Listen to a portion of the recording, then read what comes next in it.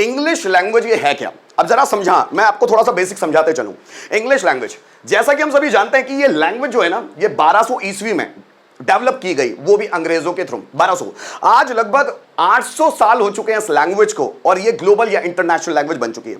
आज इसकी डिमांड बहुत ज्यादा है और हर एक बंदा अपने आप को ट्रेंड करना चाहता है स्पोकन इंग्लिश में, मतलब वो अपने आप को परफेक्ट स्पीकर बनाना चाहता है। पर परफेक्ट स्पीकर बनने के लिए किन चीजों की जरूरत होती है, ये कम लोगों को पता होता है ना? तो आज हम लोग जो हमारी क्लासेस शुरू कर रहे हैं, 100 days free spoken English classes, तो जिसमें क्या क्या चीजें सीखनी चाहिए जिससे हमारा लेवल बढ़ जाए, जिससे हमारी इंग्लिश शानदार बन जाए, उन्हीं के बारे में हम लोग चर्चा करने वाले हैं। गाइस, अगर हम लोग इंग्लिश सीखने की बात करते हैं तो यहां पर कुछ चीजें हैं आप लोगों के सामने जो मैंने लिखी हुई है, यहीं से हम लोगों की कोर्स का शुरुआत होगी। दोस्तों, अगर आप भी अभी तक इंग्लिश सीखने को हवा मानते हैं, आपके लिए इंग्लिश टफ है, तो गाइस यहीं से आप इंग्लिश को देखना शुरू कीजिए। ये वीडियोस आपकी जिंदगी बदलने वाले हैं। क्यों?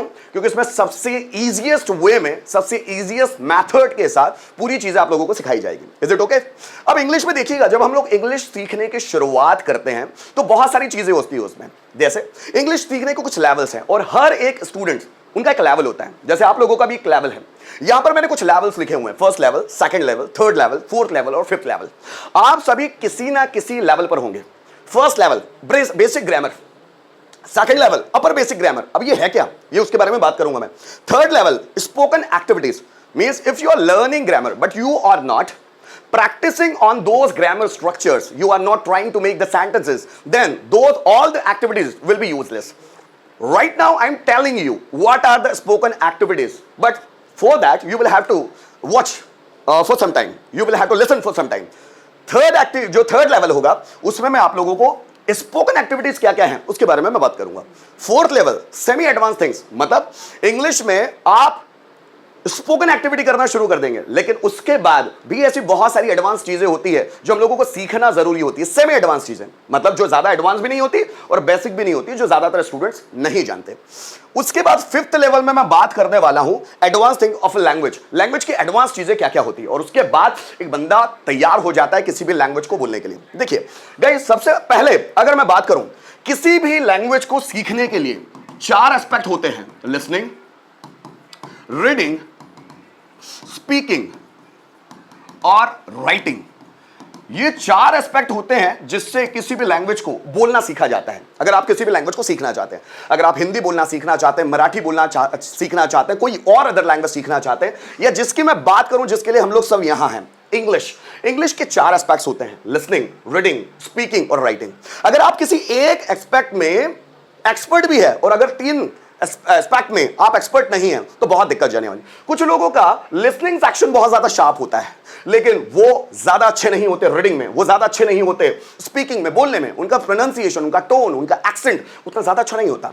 अगर हम बात करें राइटिंग की, बहुत सारे लोग बोलना जान जाते हैं, हम अपनी कोचिंग में भी देखते हैं बहुत सारे लोगों को बोलना अच्छा आता है, बट हम लोग जब बात करते हैं लेटर्स लिखने की, वर्ड्स लिखने की, सेंटेंसेस लिखने की, क्योंकि उनसे स्पेलिंग मिस्टेक्स बहुत सारे होते हैं, वो बोलने में बहुत सारी गलतियां करते हैं। तो ये 4 एस्पेक्ट्स में हम लोगों को मजबूत बनना है, मतलब हमको सुनना हमारा शार्प करना है, हमको पढ़ना हमारा शार्प करना है, हमको हमारा स्पीकिंग शार्प करना है, और साथ ही साथ हमको हमारा राइटिंग सेक्शन भी इंप्रूव करना है। ये चारों सेक्शन में हम लोग बात करने वाले हैं। Is it okay? मतलब हमको अपनी लिसनिंग पावर को कैसे बढ़ानी है, लिसनिंग स्किल को कैसे डेवलप करनी है, अपने रीडिंग सेक्शन को कैसे डेवलप करना है, स्पीकिंग सेक्शन को कैसे डेवलप करना है, और साथ ही साथ राइटिंग सेक्शन को कैसे डेवलप करना है। इन चारों चीजों के बारे में हम बात करने वाले हैं। Is it okay guys? सबसे पहले मैं बात करता हूं लिसनिंग की। लिसनिंग जरूरी क्यों है लैंग्वेज के लिए? उस पर शायद कॉल आ रहा था मेरे मोबाइल में। लिसनिंग सेक्शन इंपॉर्टेंट क्यों है? कहा जाता है हम लोगों को अगर नॉलेजेबल बनना है तो 3 चीजें सबसे ज्यादा जरूरी होती है। फर्स्ट लिसनिंग, दूसरी होती है हमारी रीडिंग, और थर्ड होता है हमारा ऑब्जर्वेशन। अगर ये 3 चीजें हमारी शार्प है तो हम नॉलेजेबल बहुत जल्दी बन सकते हैं। मतलब लिसनिंग, जो भी आप सुनते हैं आप शांति से सुन सकें। जब आप शांति से चीजों को सुनते हैं तो आपके दिमाग में बहुत सारी चीजें आते ही चली जाती है। जैसे हम चीजों को पढ़ते हैं, जैसे आपके पास एक फाइल है या आपके पास कोई बुक है, आप जितना ज्यादा पढ़ते चले जाएंगे वो भी शार्पली चीजें आपके दिमाग में फिक्स होना शुरू हो जाती है। ऑब्जर्वेशन, कोई बोल रहा है, आसपास की चीजें, कोई पढ़ रहा है, कोई सुन रहा है, ये तीन ही माध्यम हैं नॉलेजेबल बनने के। अगर आप अपने आप को एक्सपर्ट बनाना चाहते हैं तो लिसनिंग को अगर आप इंप्रूव करते हैं, मतलब whatever I am saying to you right now, if you are listening me carefully then all the things will be in your mind what I want to say to you. जो भी चीजें मैं कहना चाहता हूं वो आपके माइंड में होगी बाय द लिसनिंग। दूसरा एस्पेक्ट होता है हमारा रीडिंग। अगर हम पढ़ते बहुत शानदार है, मतलब हम लोगों को लाउडली पढ़ने की आदत हो जाना चाहिए। जिस भी लैंग्वेज में हम एक्सपर्ट बनना चाहते हैं उस लैंग्वेज को हमको पढ़ना सीखना होगा। जैसे हम अपने आप को इंप्रूव करना चाहते हैं इंग्लिश बोलने में, तो हमको इंग्लिश को पढ़ना सीखना पड़ेगा, और जितना अच्छा हम पढ़ते चले जाएंगे उतना हमारा कॉन्फिडेंस लेवल बिल्डअप होता चला जाएगा। लेकिन अगर हम लैंग्वेज को पढ़े ही ना तो बहुत ज्यादा दिक्कत होने वाली है। तो सबसे पहले हम लोगों को लिसनिंग सुधारनी है, मतलब सुनना भी। जैसे मैं आप लोगों के सामने बोल रहा हूं तो आपको अपना ध्यान सब मुझ पर रखना है कि किस तरह के वर्ड्स में बोल रहा हूं, किस तरह के सेंटेंसेस में बोल रहा हूं। देन पढ़ना भी सुधारना है। हमारे पास जो भी सोर्सेज होंगे, हमारे पास बुक्स होगी, हमारी स्कूल्स की किताबें होगी, हमारी कोचिंग की कुछ फाइल्स होगी जिसके आधार पर हम अपनी रीडिंग इंप्रूव करनी है। अगर न्यूज़पेपर मिल सके तो न्यूज़पेपर में डिफरेंट वर्ड्स को पढ़ना है, किस वर्ड्स को किस तरह पढ़ना है, किसका प्रोनाउंसिएशन क्या होना चाहिए, या आप अपने टीचर की मदद से इन सभी चीजों को सीख सकते हैं। उसी के साथ साथ बच्चों हम बात करें ऑब्जर्वेशन की। ज्यादा कौन सीख पाता है, जरा समझिएगा, ज्यादा वही लोग सीख पाते हैं जिनका ऑब्जर्वेशन अच्छा है। ऑब्जर्वेशन मतलब क्या, मतलब वो सुनकर, पढ़कर और देखकर चीजों को ऑब्जर्व कर रहे हैं। मतलब उन्होंने कुछ सुना तो उनके दिमाग में गया, इंफॉर्मेशन कलेक्ट। अगर उन्होंने कुछ पढ़ा तो उनके दिमाग में कुछ आया, इंफॉर्मेशन कलेक्ट। आसपास की जो भी घटनाएं हो रही है, जो भी इंसिडेंट्स हो रहे हैं, उसको ऑब्जर्व कर रहे हैं। अगर ये तीनों चीजें उनके पास है, मैं बोलता हूं वो बंदा बहुत शार्प होगा, वो बंदा बहुत नॉलेजेबल हो जाएगा। देन मैं बात करूं स्पीकिंग की। अब स्पीकिंग को भी सुधारना है। ये सुधरेगा कैसे? By the reading.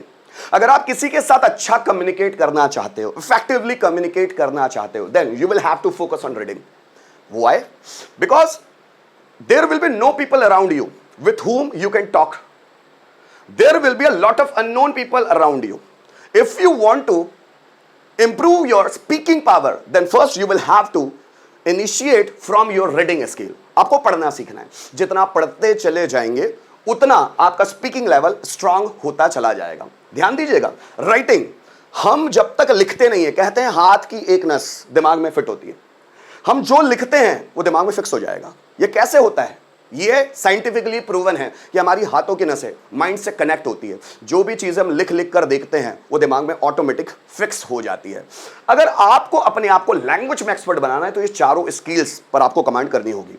लेकिन ये चारों स्किल्स पर कमांड कैसे करते हैं, इन 100 डेज में वो पूरी चीज़ें मैं कवर अप कर दूंगा कि लैंग्वेज होती क्या है, पढ़ना कैसे चाहिए, सुनना कैसे चाहिए, स्पीकिंग को शानदार कैसे बनाना चाहिए, कौन कौन सी चीजें, देन राइटिंग को अच्छा कैसे करें। ये चारों एस्पेक्ट में हम लोग जब गहरे हो जाते हैं हमारा कॉन्फिडेंस लेवल बिल्डअप हो जाता है।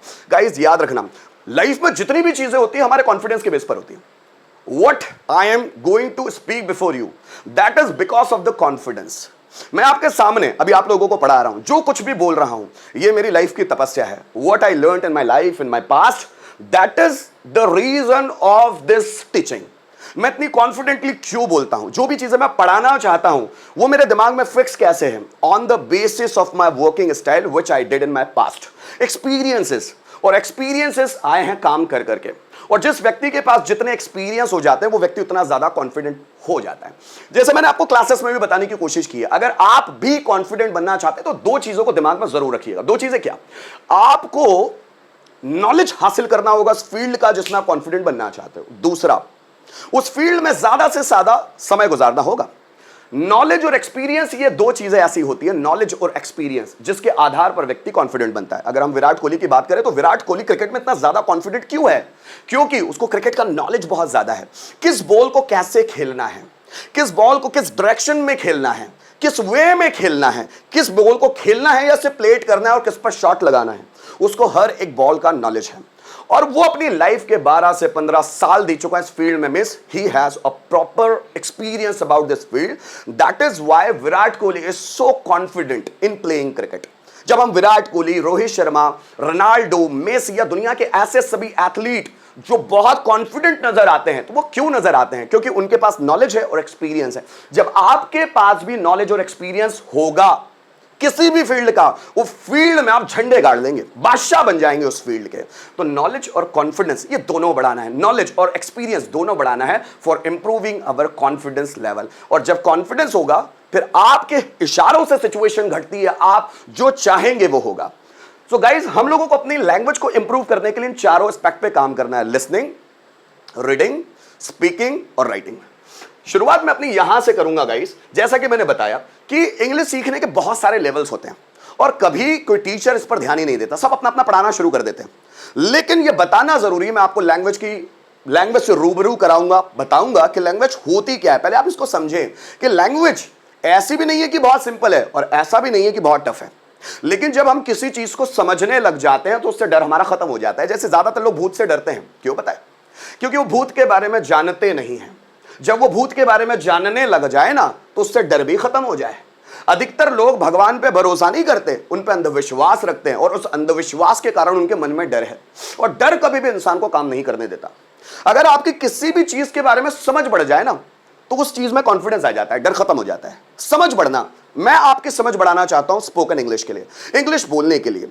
आप हिंदी में भी किसी से कन्वर्सेशन करें तो आपकी हिंदी भी आप इस तरह से बोले, इतना एम्फैटिक मैनर में, इतनी इफेक्टिव मैनर में बोले कि लोग सुनने वाले सुनते रह जाए। देखिए, आपके आसपास ऐसे बहुत सारे लोग होते हैं, बहुत सारे लोग जब वो बोलना शुरू करते हैं तो आपका मन करता है कि उनको सुने, और बहुत सारे लोग ऐसे होते हैं जब वो बोलना शुरू करता है तो मन करता है भाग जाओ वहां से। हमारे आसपास ऐसे बहुत सारे लोग हैं, हाँ या ना? यस। किसी टीचर से पढ़ने की इच्छा होती है, किसी से पढ़ने की इच्छा ही नहीं होती। किसी को सुनने का मन करता है, किसी को सुनने का मन ही नहीं करता। ये कैसे? On the basis of their personality, how they improve themselves in the past, what are their working style, what are their way of speaking, what are their confidence, their energy level, their way of walking, way of talking, all the things impact on the people। आपकी हर एक चीज लोगों के ऊपर impact करती है। Guys, ये बहुत सारे लेवल हैं। ये लेवल है क्या, इसको समझना जरूरी है। देखिएगा, अगर मैं बात करूं फर्स्ट लेवल की, क्या पढ़ाने जा रहा हूं मैं आप लोगों को? 100 डेज स्पोकन इंग्लिश का ये जो कोर्स है, ऐसी कोर्स नहीं है, मैंने बहुत मेहनत करके इसको डिजाइन किया है। मैं बोल रहा हूं, ये जब ये कोर्स पूरा आ जाएगा ना, इससे आप नहीं, बहुत सारे सैकड़ों नहीं, हजारों बच्चे सीख पाएंगे। कैसे पता है? क्योंकि ये मेरी पिछले 15 साल की मेहनत का रिजल्ट है।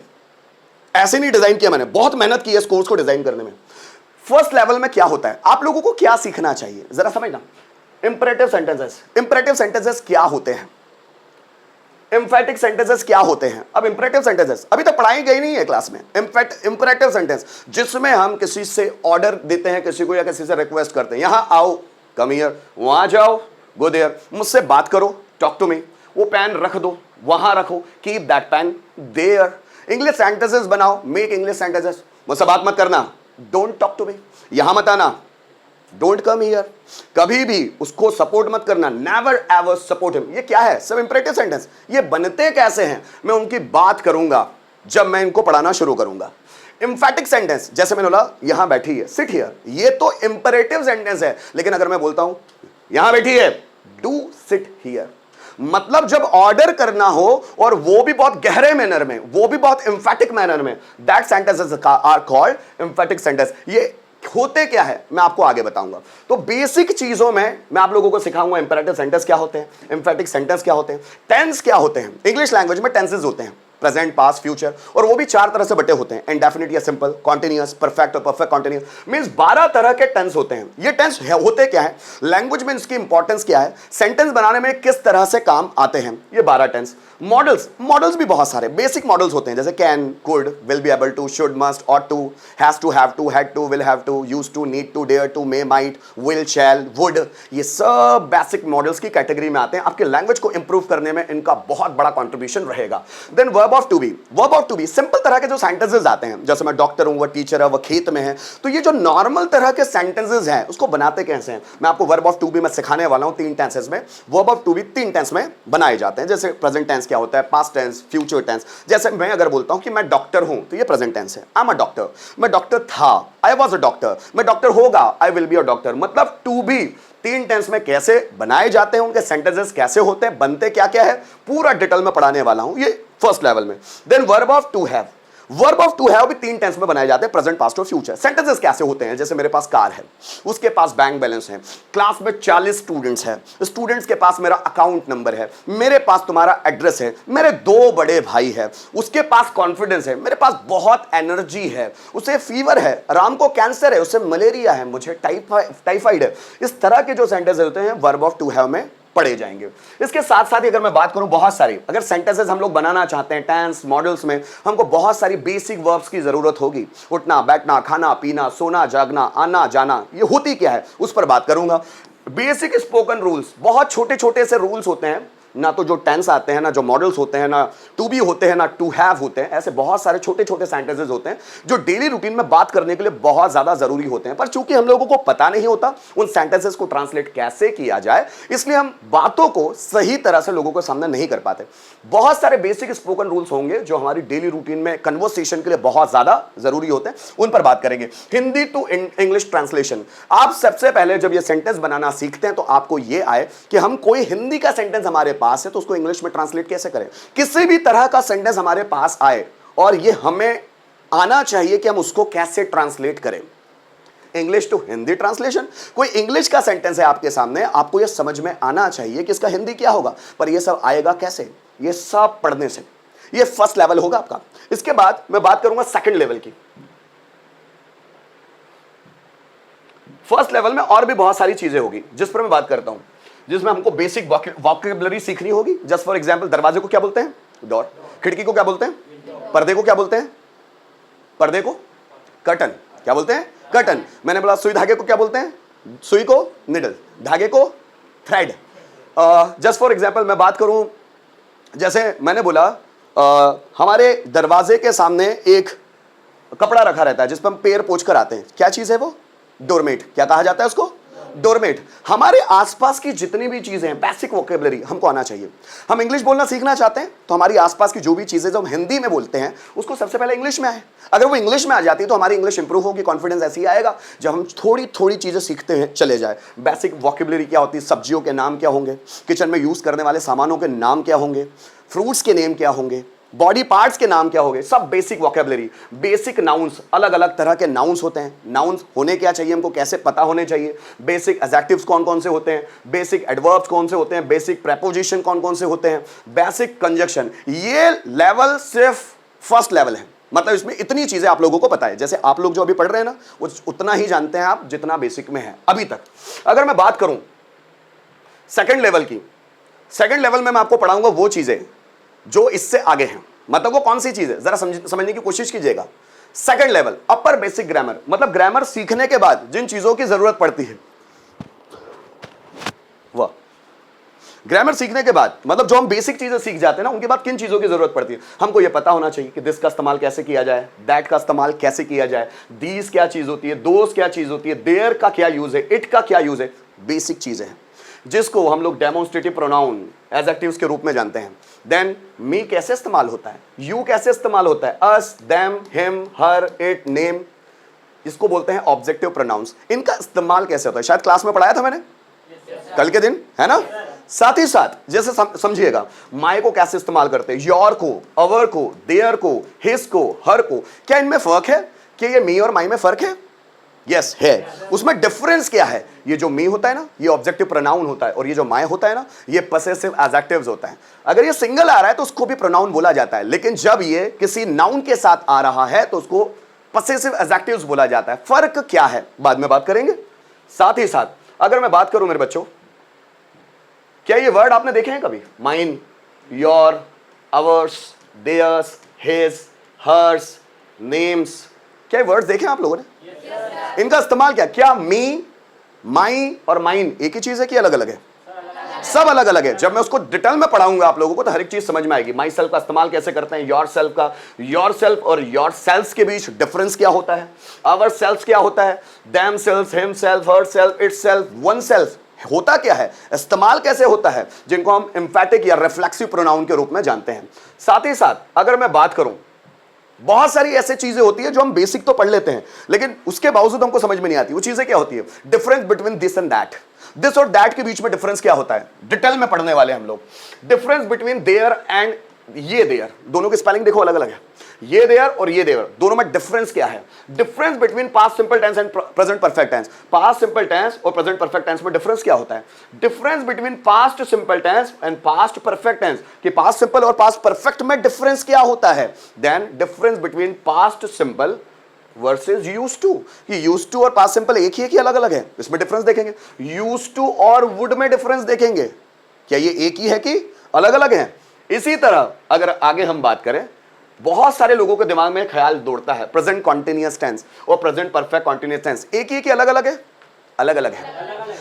सिंपल है, अगर कोई काम हो रहा है, जैसे बारिश हो रही है, तो प्रेजेंट कॉन्टिन्यूअस टेंस है। सुबह से बारिश हो रही है तो प्रेजेंट परफेक्ट कॉन्टिन्यूअस टेंस है। दोनों में डिफरेंस क्या हो गया? सिर्फ टाइम का। क्या डिफरेंस होता है डिटेल में पढ़ाऊंगा। Past continuous, past perfect continuous tense क्या डिफरेंस होता है? Future continuous, future perfect continuous क्या डिफरेंस होता है? ये सब इसी में आने वाला है। साथ ही साथ जैसे ये सेकंड लेवल खत्म होगा, थर्ड लेवल पर आप आएंगे जिसमें स्पोकन एक्टिविटी। आप ग्रामर तो बहुत सीख ली भाई, समझ में तो आ गया टेंस क्या होता है, मॉडल्स क्या होता है, टू बी क्या होता है, टू हैव क्या होता है, this that these those there it me us them us, है ना, myself yourself ourself, आ तो गए, सबका डिफरेंस भी समझ में आ गया। लेकिन आपको बोलना आएगा स्पोकन एक्टिविटी से। जब आप बोलने को ट्राई करेंगे तभी आपको बोलना आएगा। No teacher can help you in speaking if you don't want to learn. अगर आप सीखना नहीं चाहते, कोई टीचर आपकी मदद नहीं कर सकता। स्पोकन एक्टिविटी, बोलने की एक्टिविटी। अब ग्रामर तो आ गई, सेंटेंस बनाने तो आ गए, अब बोलना सीखना है। सीखेंगे कैसे? प्रेजेंट की डेली रूटीन, जो भी हम रोजाना काम करते हैं उसको इंग्लिश में लिखना है। अब उसको बोल बोल कर देखना है। पास्ट की डेली रूटीन, कल क्या क्या किया था, उसको इंग्लिश में अब लिखना सीखना है। फ्यूचर की डेली रूटीन, और सब लिखना नहीं है, अब इसको लिख कर प्रैक्टिस करना है, बोलने के लिए शुरुआत करना है। फ्रेंड्स डेली रूटीन, अपनी डेली रूटीन तो समझ में आ रही है, फ्रेंड की डेली रूटीन पर भी बात करनी है कि मेरा फ्रेंड रोजाना क्या क्या करता है, कब उठता है, क्या क्या करता है, किस तरह की एक्टिविटीज है, रात में कब सोता है, क्या क्या चीजें वो बीच में कर रहा है। मेरी तो डेली रूटीन होगी, साथ में मेरी फ्रेंड की भी होगी। मेरी पास्ट की डेली रूटीन होगी, साथ में मेरे फ्रेंड की भी पास्ट की डेली रूटीन होगी। इससे होगा क्या? हम सोचने का तरीका सीखेंगे। जब हम डेली रूटीन प्रिपेयर करते हैं और इसके आधार पर सेंटेंसेस बनाने लगते हैं, हम तरीका सीखते हैं कि किस सेंटेंस को कैसे ट्रांसलेट करना है, किस शब्द के लिए इंग्लिश में वर्ड क्या होगा। अगर कोई हिंदी में हमारे सामने वर्ड है, उसको इंग्लिश में क्या करेंगे, तब हम समझना सीखते हैं, हमें क्रिएटिविटी डेवलप होने लगती है।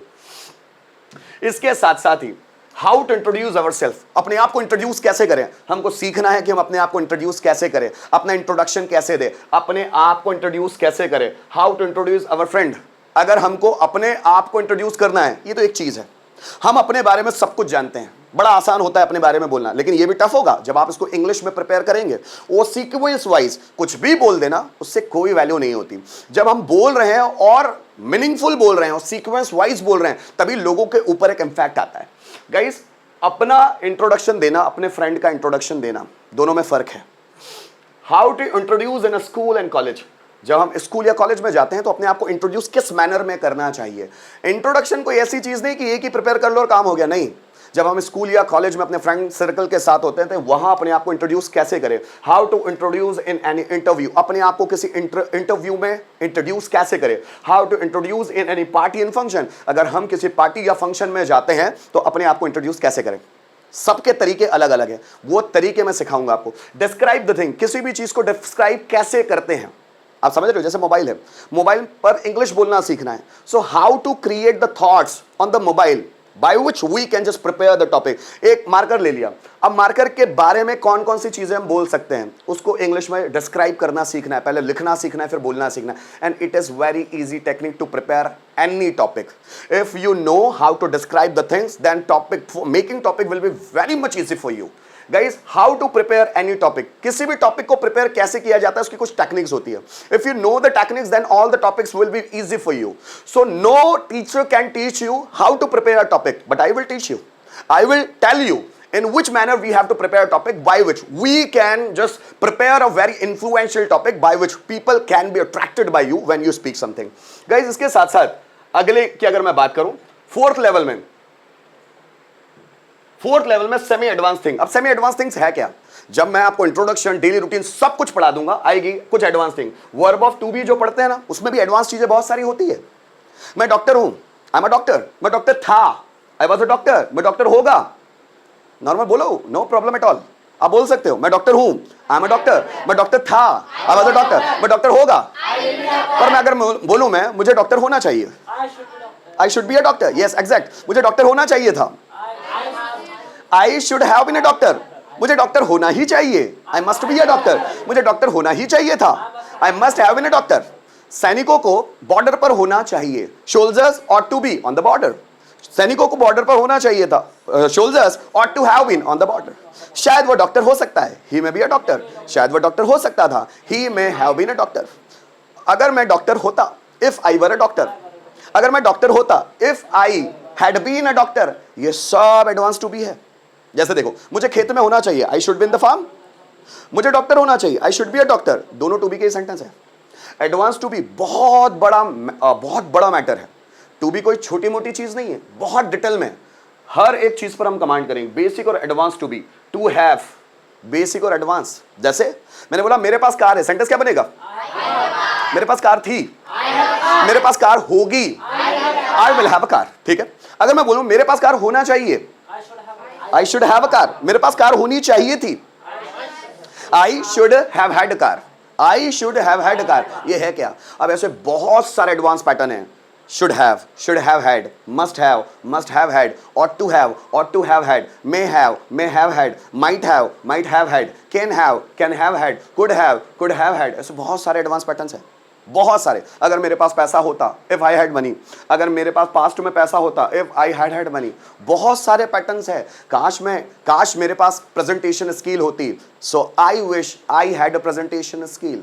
काश मेरे पास कैमरा होता, I wish I had a camera. बनेंगे ऐसे, ये सब टू हैव है, एडवांस टू हैव, बेसिक और एडवांस। अगर मॉडल ऑक्सिलरी वर्ब्स की बात करूं तो हमको पता है कि कैन से लेकर मे माइट तक, can, could, will be able to, should, must, ought to, has to, have to, had to, will have to, use to, need to, dare to, may, might, will, shall, would, है ना, ये basic है। इसके अलावा भी बहुत सारी है, जैसे can have, could have, should have, must have, ought to have, need to have, dare to have, may have, might have, would have, can be, could be, should be, must be, ought to be, would be, may be, might be, would के बहुत सारे uses हैं। मतलब models कोई छोटा part नहीं है। जब मैं मॉडल्स पढ़ाने लगूंगा आपको बताऊंगा 150 प्लस मॉडल्स होते हैं, और इतने सारे, अगर ये सब सीख जाते हैं तो आपकी लैंग्वेज बहुत शानदार होगी। मैं नहीं बता सकता कि ये 100 दिन में मैं पूरी कवर कर पाऊंगा या नहीं, लेकिन मैं आपको लैंग्वेज से रूबरू करवाना चाहता हूं, मैं दिखाना चाहता हूं लैंग्वेज बहुत बड़ी है, और जब आप इन सभी चीजों पर कमांड कर ले तो आपकी पर्सनैलिटी कुछ अलग होगी, है ना। पैसिव वॉइस, बेसिक और एडवांस, बहुत सारे पैसिव वॉइस, मतलब टेंस के भी पैसिव वॉइस होते हैं, मॉडल्स के भी पैसिव वॉइस होते हैं, इंपरेटिव सेंटेंस के भी पैसिव वॉइस होते हैं, है ना। देन देयर वाले सेंटेंस में भी पैसिव वॉइस होते हैं, जिरंड वाले सेंटेंस जो होते हैं उनके भी पैसिव वॉइस होते हैं, जो इन्फिनिटिव वाले सेंटेंस होते हैं उनके भी पैसिव वॉइस। मतलब पैसिव वॉइस बहुत बड़ा चैप्टर है। तो बेसिक और एडवांस बहुत आसानी से सिखाऊंगा। प्रीपोजिशन, बेसिक और advance, basic preposition in, on, at, for, about, लेकिन एडवांस प्रपोजिशन में बहुत सारे होते हैं, in addition to, apart from, by means of, ऐसे बहुत सारे। लिस्ट क्या है, अभी मैं लिस्ट नहीं दिखाना चाहता, बहुत बड़ी चीज है, ठीक। साथ ही साथ अगर मैं बात करूं मेरे दोस्तों,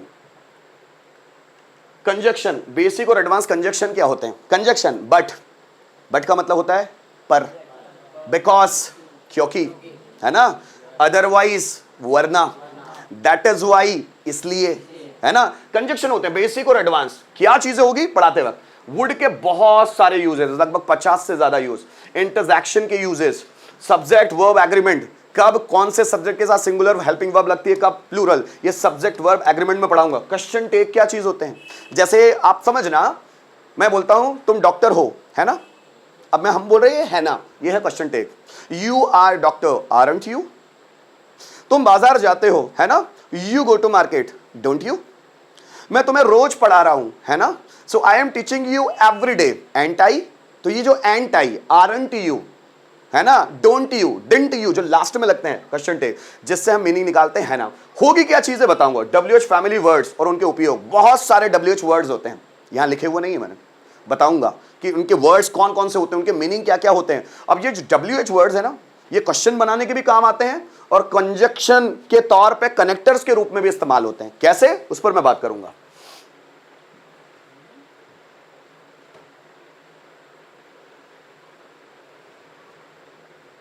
कुछ प्रॉब्लम हो गई? इसमें कुछ भी नहीं होता, ठीक, समझिएगा। फिफ्थ लेवल, लास्ट लेवल, इसके बाद आपको पूरी लैंग्वेज आती है। जैसे 50+ बेसिक स्टोरीज, जितने भी स्टोरीज होगी इंग्लिश टू हिंदी, बहुत सारी स्टोरीज मैं एक्सप्लेन करूंगा कि कौन सी स्टोरी, मतलब कोई स्टोरी अगर इंग्लिश की, इंग्लिश टू हिंदी किसी भी स्टोरी को ट्रांसलेट कैसे किया जाता है, हर एक वर्ड को कैसे आइडेंटिफाई किया जाता है।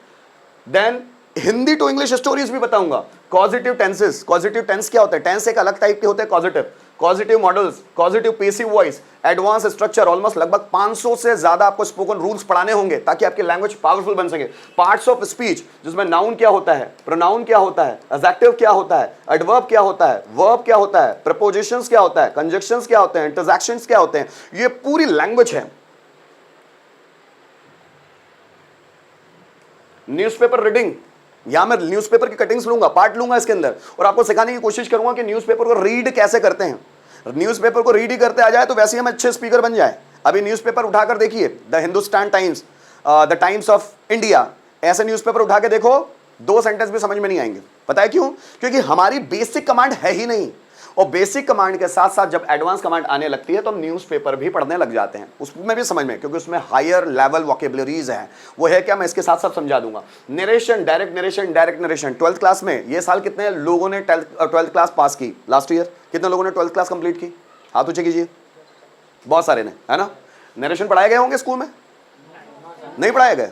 और 12th का ये इंपॉर्टेंट पार्ट है, वहां पर प्रपोजिशन भी होता है, कंजक्शंस भी होते हैं, वहां पर डिटर्मिनर्स भी होता है, सम का, एनी का, ये भी यूजेस होते हैं।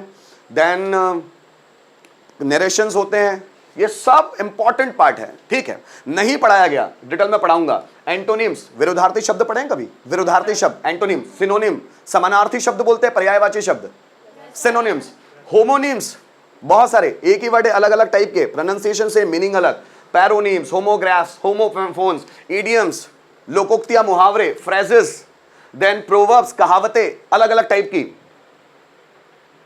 क्या इतनी चीजें समझ में आई दोस्तों? और सिर्फ ग्रामर इतनी नहीं है, अब आप समझिएगा जरा, मैं आपको कुछ थोड़ा सा डिस्क्रिप्शन देना चाहता हूं। कुछ बोरिंग तो नहीं लग रहा है? कंटिन्यू कर सकते हैं? यस, आगे देखिएगा कुछ चीजें।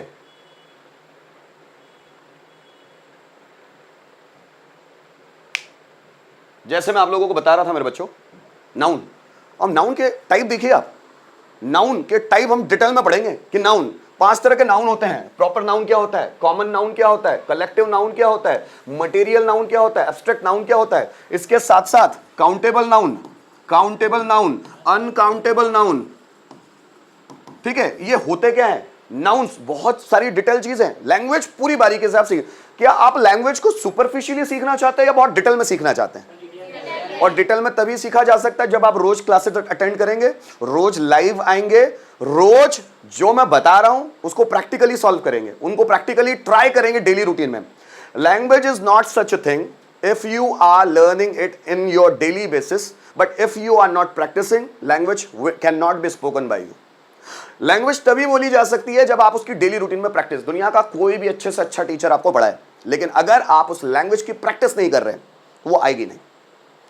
मैंने सालों दिए हैं पढ़ने में, पढ़ने में मतलब लाउडली रीडिंग में। उससे होता क्या पता है? जुबान साफ। हमारी क्लासेस में ऐसे बहुत सारे बच्चे होते हैं जो स को श को स, व को ब को व बोलते हैं, हाँ या ना? हमारी क्लास में बहुत सारे, पता है क्यों? Pronunciation mistake. किसी ने इससे पहले फाइंड आउट ही नहीं किया। माँ बाप ध्यान देते नहीं, टीचर्स को लेना देना है नहीं, पढ़ाओ निकल लो। पर बस सब पर ध्यान देता हूं पर्टिकुलरली, किसने गलत बोला उसको सुधारो, किसका हिंदी प्रोनाउंसिएशन खराब है उसको सुधारो, किसी का इंग्लिश प्रोनाउंसिएशन खराब है उसको सुधारो। टेक्निक क्या है? हिंदी सुधारना है, क्या करना पड़ेगा? क्या करना पड़ेगा हिंदी सुधारने के लिए? लाउडली रीडिंग करना होगा और ज्यादा से ज्यादा लोगों के साथ टॉक करना होगा। आप लाउडली तो बहुत पढ़ते हैं लेकिन टॉक नहीं कर रहे हैं। You can not improve your self in any language.